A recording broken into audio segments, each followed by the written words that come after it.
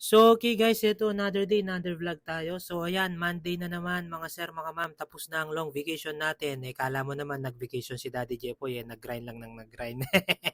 So, yan, kita nyo naman, naubos na yung paninda ko soft drinks at nakapagkilo na rin tayo ng bigas. So, yan, kita nyo, dali-dali ko nang tinanggal yung upuan ng ating tricycle para makapamili na tayo ng ating mga inumin na ibebenta dito sa tindahan. At syempre, wag nating kalimutan isuot ang ating pangmalakasang getapat. Ayan na, nandito na pala yung tatay ko tsaka yung nanay ko. Bising-busy na sila naglalaba at naglilitis dito sa tindahan. At ako ito, masaya na naman kasi gagray na naman tayo. At syempre, wag nating kalimutan painumin ang ating kabayo. At ito nga, nandito na tayo sa bilihan ng soft drinks and fast forward tayo. Yan, ang bilis na karga ni Boss Gorko. Yan, punong-puno na naman tayo at umeksara lang ako dito sa supermarket para bumili lang naman ng konting sigarilyo. At ayan, kita nyo naman, masasaya na naman yung mga empleyado dito kasi may trabaho na ulit. Blessing yan, syempre guys, kaya lagi tayong ganahan. At ayan, si Sir ko, lagi nating bigyan ng pampabuenas. So ito, nandito na nga tayo sa bahay. Syempre, ano pa bang gagawin natin? At buti na lang, yan, kasama ko na yung tatay ko. Tuloy-tuloy na to pagdidiskarga. At ayan, yung nanay ko, naglalaba pa rin siya, hindi pa rin tapos.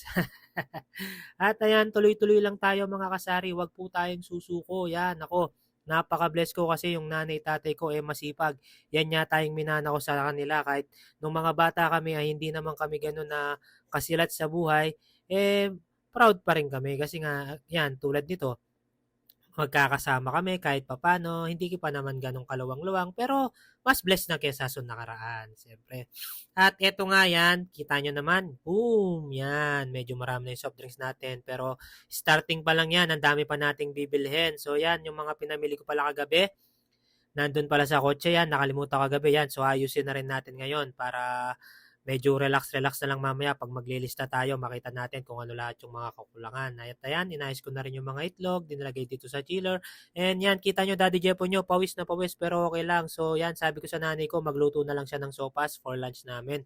At eto, dali-dali na nga akong bumili. At eto nga, nandito na tayo sa bahay. Nanay ko daw ang magluluto para siguradong masarap.